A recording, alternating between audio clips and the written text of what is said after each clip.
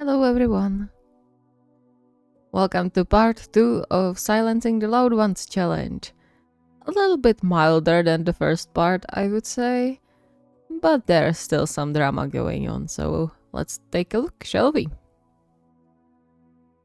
As always, special thanks to my lovely patrons and all of you who subscribe and watch these videos. You're keeping this channel alive and going. Thank you very much, and I hope you will enjoy.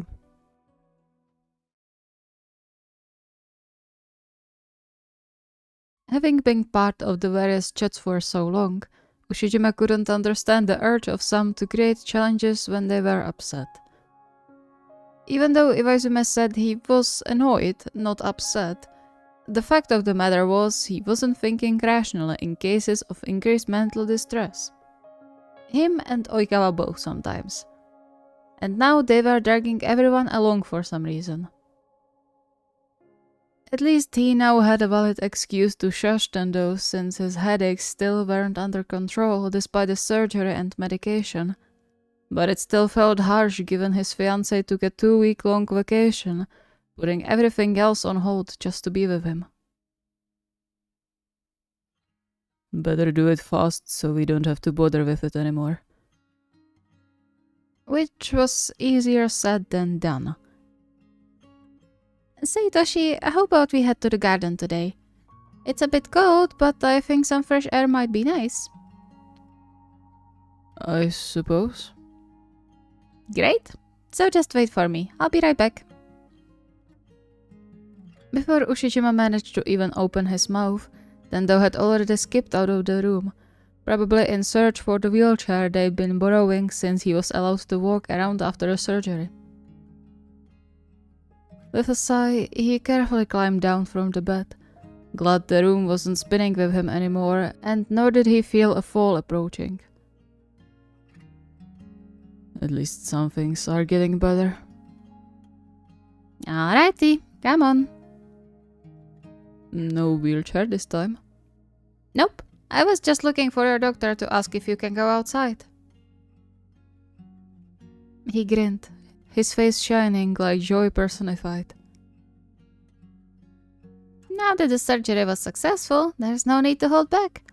Obviously, you shouldn't walk around alone in case there were some sudden vertigo surges, but since we are together, we can push the limits a bit. Worst case scenario, I'll catch you. Slightly overwhelmed by all the words falling from Tendo's mouth, Ushijima managed to just nod, and then he was already being dragged out of the room and towards the hospital garden. He listened only on half an ear though, as Tendo blabbered on and on, feeling himself becoming dull with every step they took. Right, and when you'll finally be able to go home, I think we should... Satori, please stop talking for a while. It's getting a bit too much. Tendo's face fell, but before Ushijima could start to feel guilty about it, he skipped to stand in front of him and cupped his cheeks. Does your head hurt again? I'm talking too much, aren't I? I'm sorry. He gently caressed Ushijima's jaw before making the imagined zipper over his mouth, and wordlessly motioned for him to follow. Somewhat relieved Tendo wasn't taking it too badly and seemed to understand the predicament, he entwined their fingers together and let Tendo lead the way, making sure to stay close to dispel any possible doubts that might resurface in Tendo's mind.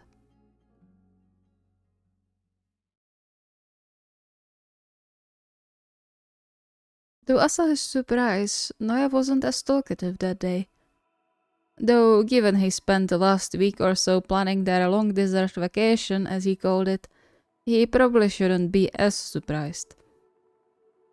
However, it did complicate the situation a little bit.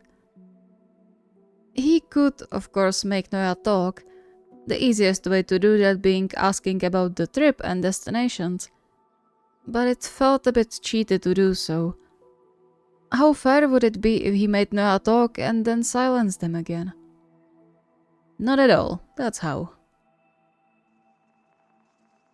Maybe I should just risk it. It's not like I have any relationship-destroying secrets. You would understand. What would you say to paragliding? Asahi froze. What? Paragliding. You know, jumping off a high mountain with a parachute. I'm not sure. Why? He shouldn't have asked, but the damage was done. Noya's eyes shimmered with excitement as he closed the book and shuffled closer to him, leaning his elbows on his thighs. Imagine the views and the freedom of gliding through the air with nothing binding you to the ground. Yeah, that's what I'm kinda worried about. Oh, come on. It's nothing horrible, I promise. It's like a thrust fall. Or, well, thrust jump, I guess. And then you are free like a bird. Wouldn't you want to feel like the crow we used to be? Asahi stammered, unsure what he could even say at this point.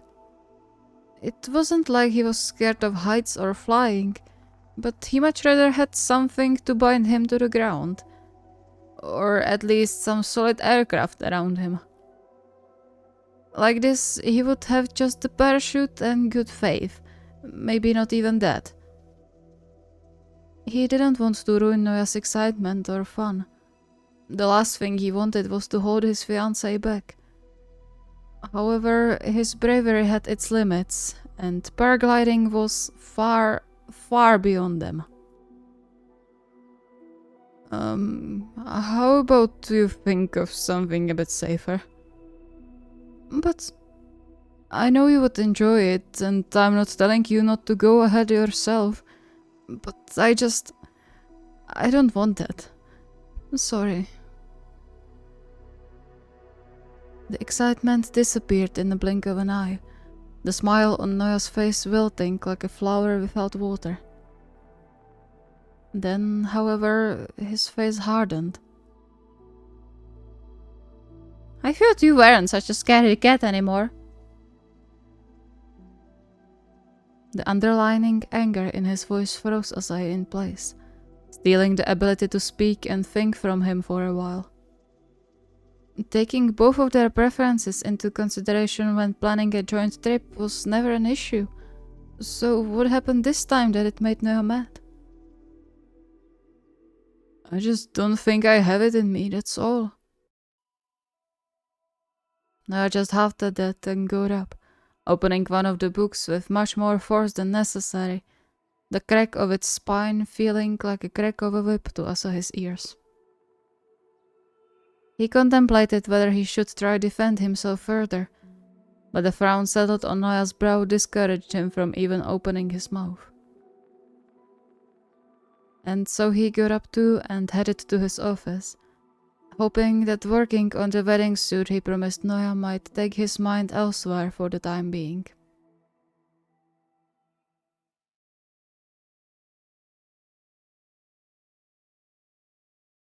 Under normal circumstances, Daisho would find telling Terushima to shut up quite cruel.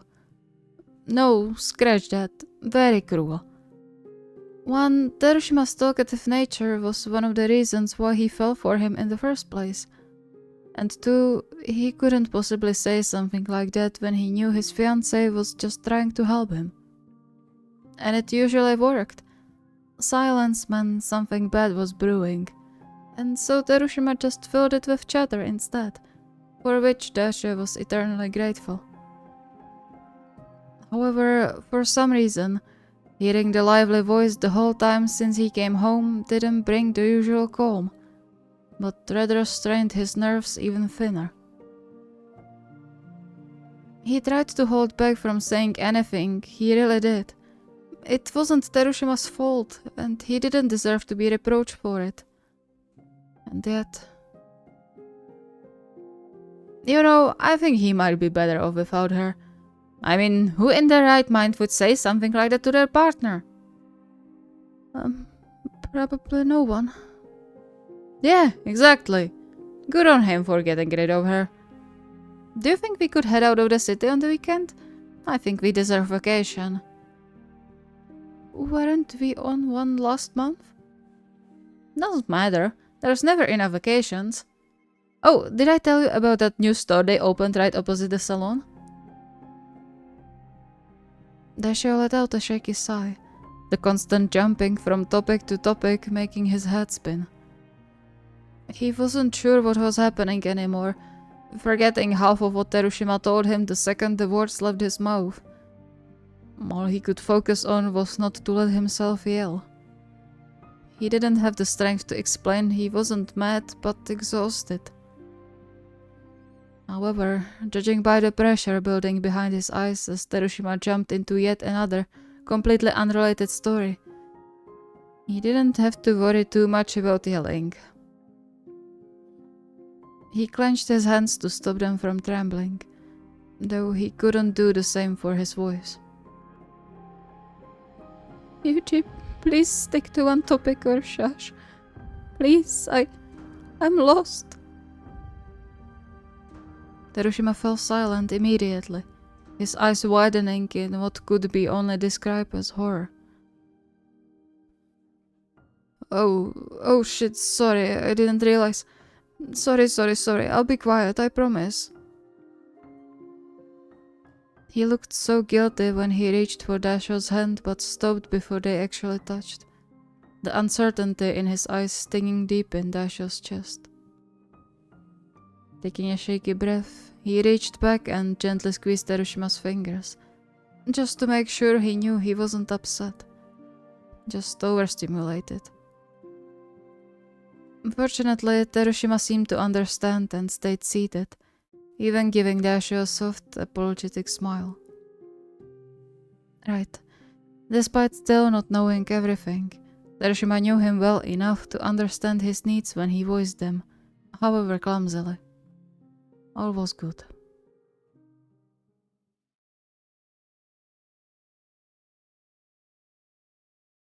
Just like the last week, this challenge was a nightmarish one for them, and Aone couldn't understand why he had to be pulled into everything. Though he supposed it made sense in their case since, as far as their daily conversation went, Genji would be at a major disadvantage, if it could even be called that.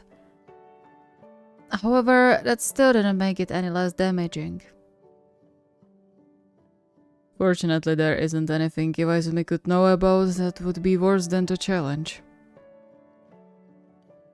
Knowing that calmed him down, since he could adjust it however he liked without risking much. The only secrets he kept were the gifts prepared for Kenji for Christmas and the place he planned on proposing as their wedding venue. Annoying if leaked? Definitely. Hurtful or dangerous? Not at all. But it could be fun if adjusted appropriately. With that thought, he threw the coat over his shoulders and headed out to wait for Kenji to also finish his shift, already planning out what to make for dinner. They could finally splurge a bit again, making it a challenging but pleasant task for him. Sorry, I needed to finish a report because that idiot Hayashi can't do anything properly.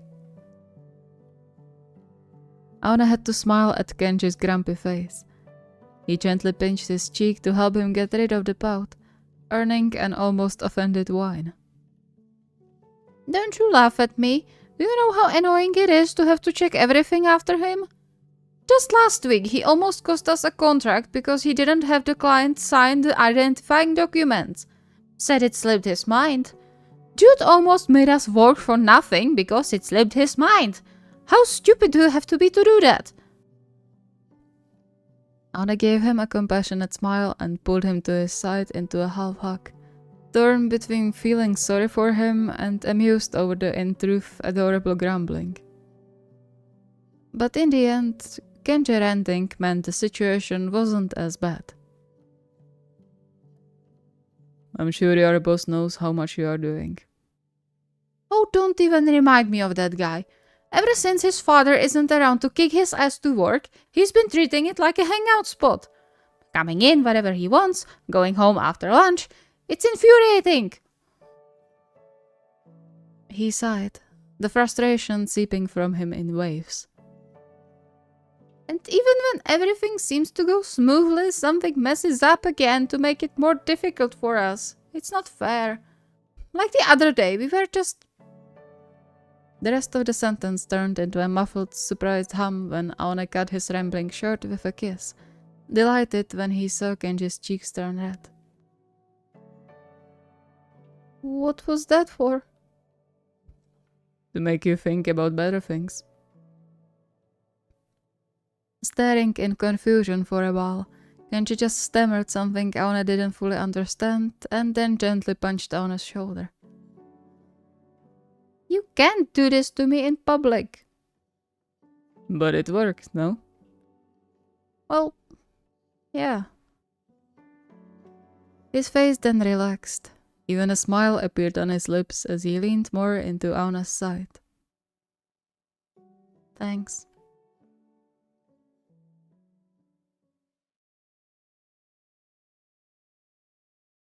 The threat Iwaizumi put out there sent shivers down his spine.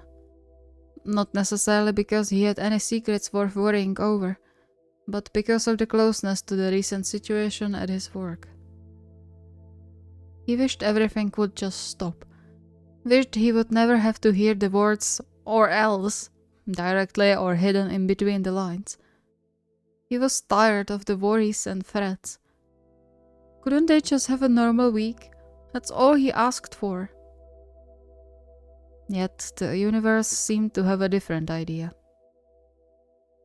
As if it wasn't enough, he already forced Kindaichi into something that seemed to worsen his injury. Now he was supposed to hurt him emotionally too? No way in hell. Can't you all just leave me alone? Desperate, he folded his head into his palms, trying his hardest not to cry. Come on, it's fine. Everything will be over soon and then we can go on that vacation you was planning. Just a little longer. But even the usual mantra didn't seem to help this time around. His feelings not making any sense and his nerves strained to the limit by everything going on. Maybe he could try to sleep for a while. That usually helped. However, before he could act on that thought, the unmistakable uneven footsteps sounded behind him. Have you seen my phone by any chance? I swear I took it with me, but I can't find it anywhere. I haven't. It came out a bit sharper than he intended. He clapped his mouth shut and closed his eyes, taking a few deep breaths to steady himself. He couldn't take it out on Kindaichi. Whatever was going on in his head, he couldn't let it out on Kindaichi. Are you okay? No, he wasn't okay at all. How could he be? He flinched when Kindaichi squeezed his shoulder, the worried tone of his voice just grating his nerves more. Aki, what's wrong? I'll help you if I can. Or you can rent to me if you need, I don't mind. If something's troubling you, then... No, just shut up! Shut up! Strangled sob tore from his throat before the realization of what just left his mouth made his blood run cold. He sprang up, his head spinning with the abrupt motion. However, before he could say anything, he was gently set back on the chair, the ever so gentle hands cupping his cheeks which, as he only now realized, were already wet. Shh. It's okay. Breathe. I'm sorry, I didn't... I know you didn't. Just take a deep breath, okay? Feeling his hands shaking, he took a short breath, then another, and one more, the dread slowly leaving his body with each of them. Soon, he could even see Kindaichi in front of him, even though only as a blurred shape, the desperate urge to hold onto his beloved and not let go taking over instead. Kindaichi seemed to understand and pulled him into a hug, his fingers gently patting Kunimi's hair. It's alright. Just let it all out. I understand. Those 2 words alone were enough to send Kunimi over the edge. He gripped tightly on Kindaichi's t-shirt and cried, not holding back anything anymore. He didn't have to. Kindaichi understood.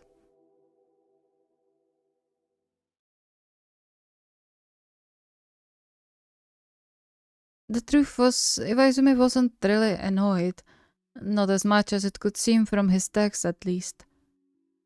Sure, Oikawa was talking his ear off, which was the main reason behind the challenge, but he was more curious about how the others would go about it when faced with an uncomfortable challenge.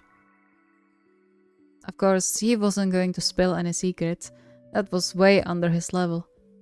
He only said that to push them to start thinking instead of avoiding it. Well, hopefully no one will do irreparable damage to their relationship. They should know how to work around stuff like this. Hajime, you aren't listening to a word I've been telling you.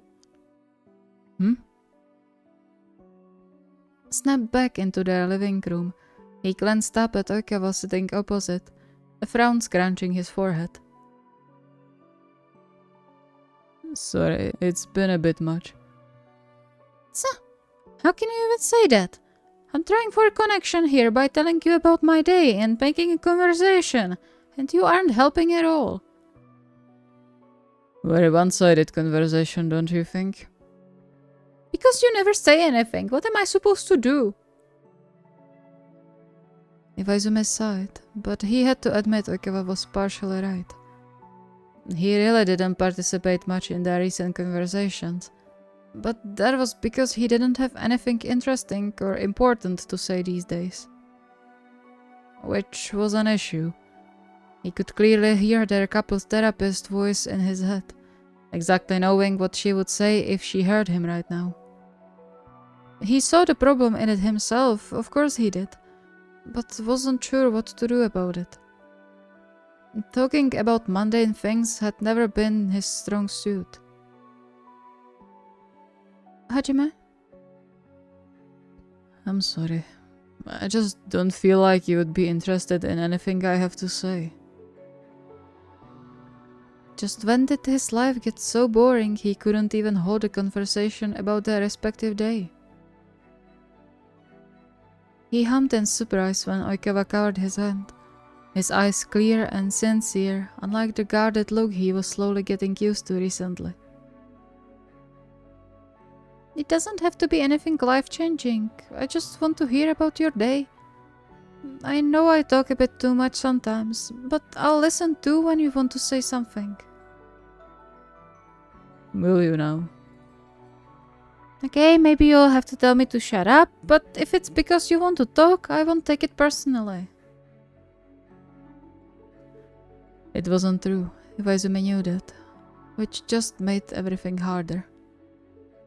But he couldn't just idly stand by. He had to put in the effort too. So, how about you shush now and let me talk for a while? To his surprise, Oikawa cracked a smile and leaned forward in his chair, looking like a book illustration of a child listening to a fairy tale. Sounds good? Thank you so much for watching. I hope you enjoyed. I don't know, I have a feeling this wasn't my best work. Part 1 was much better in my opinion. I don't know if I was rushing too much with this, or if it's because I'm sick, but yeah. Voice-wise and story-wise, I'm not very content with this. But hey, I still hope you enjoyed it. And yeah, next up is December in the spirit of fluff, as you voted in the poll. So let's jump into some fluff. If you have any requests or ideas, the request form is linked in the video description. See you next time.